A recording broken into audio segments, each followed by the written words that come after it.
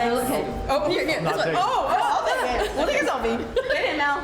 We can have someone take a. Well, maybe not. Where are you? I'm not in it. Thank you. Thank you so much.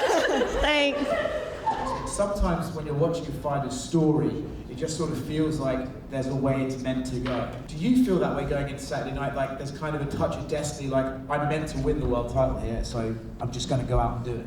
Yeah, I'd be lying if I said no. It definitely feels like it's playing out that way, but I still have to get into an octagon with Aljamain Sterling, the best bantamweight of all time, and I still have to go out there and perform it and do what it's all kind of looking like it's supposed to happen. But it just feels like it's meant to be right now. It's like, this is my time. I've seen this kind of playing out over my career. I said before, I even fought Alfred on the Contender Series that, I'm gonna be that dude. I'm gonna be fighting, main events, world titles, pay-per-views, and now it's here. So it's not like a big surprise to me. I knew I'd put in the work, beat the guys I needed to beat, and I'd be here.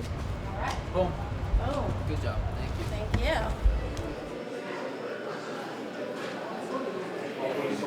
How motivating and how does it feel to just have your family with you everywhere you go? It's everything. It's not a team, it's a family. They work just as hard as I do to make everything happen around me. Come here. Wah!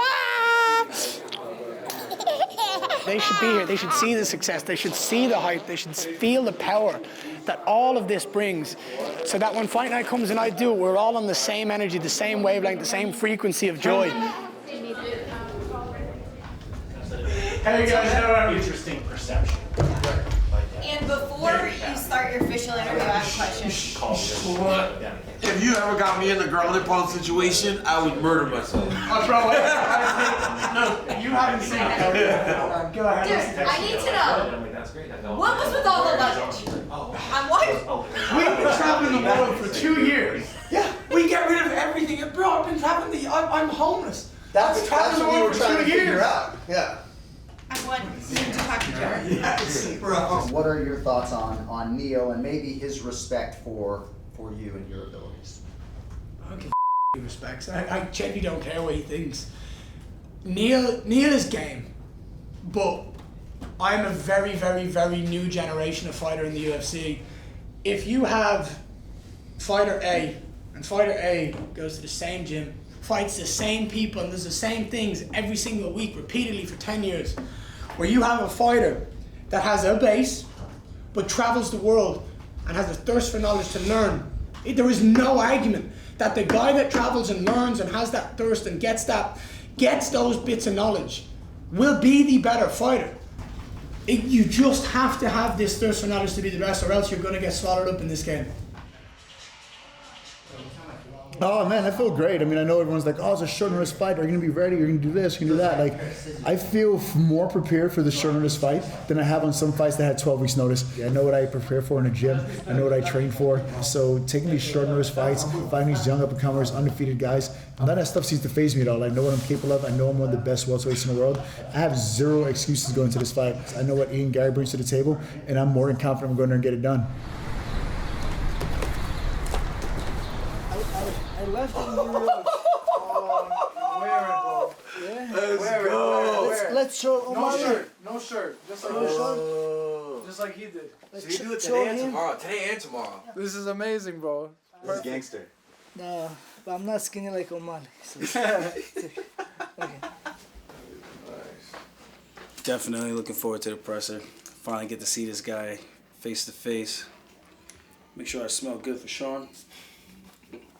I know that dirty bastard is gonna be smelly. At least I got respect for myself. The suit just makes me feel good. I just like looking good, you know? Look good, feel good, fight good has always been my mantra, so I think this is a pretty slick ass suit, right?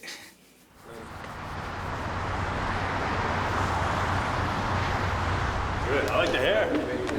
Fresh, man. I was trying to get them to do the same for you. Can I get a chain? Can I get one chain? Gotcha. Oh, here's Longo. That's what happens when you have Longo. Yo, Longo. Is he a Jericho Turnpike?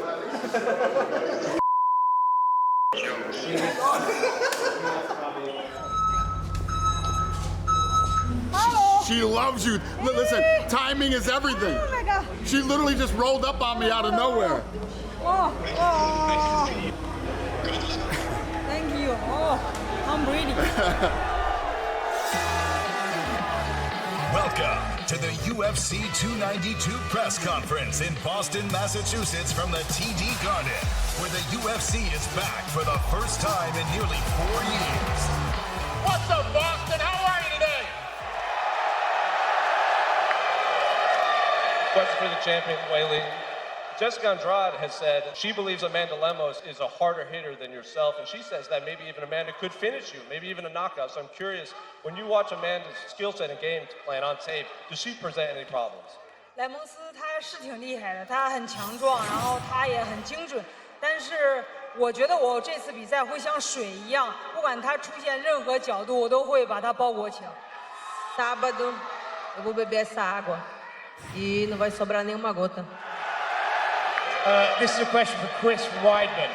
Chris, I want to say welcome back. How does it feel knowing that you've gone through this hardship and now you're finally back in the sport and able to fight again? Bro, this energy is amazing right now. It's surreal to be back. Let's go. Let's go. I'm just excited to be here, man. I'm excited to be healthy again. I'm excited to make that walk. And I'm excited to come back and become a world champion again and shock the world. Sugar, you obviously got a big pop when you entered the arena. You're getting one right now. Even though you're not the champion, do you feel like you're the A side of this pay-per-view? Yeah, I feel like Aljo's fighting for the sugar belt. You know, I definitely feel like the A side. But I still got to go in there and knock his ass out and just keep getting better and better and bigger and bigger. Who has this guy fought? He is going to get exposed on Saturday night. Exposed! I cannot wait! I cannot wait! Chito, not long ago. Oh, Cheeto's here? What the f? I didn't know that. You were being talked as a guy that was going to fight for the belt. You had a hiccup, but you're here back fighting another top contender in Pedro Munoz. 2 questions. How far do you see yourself from the belt, and what do you make of this title fight right here? I just need to win Saturday night. That's all that matters. I work hard. I'm ready to go. I'm coming for that belt. Whoever is there, I'm going to kick their asses. I'm ready to go. Sean said if he wins the title, he'd like his first defense to be against you. What would you say to those comments? Sean can go and himself. Sugar Sean, why should the champ be hesitant to shoot on you and grapple with you Saturday evening? Dun-dun-dun, Sports Center's top 10 plays coming in at number 1. Sugar Sean O'Malley knocks out Aljamain.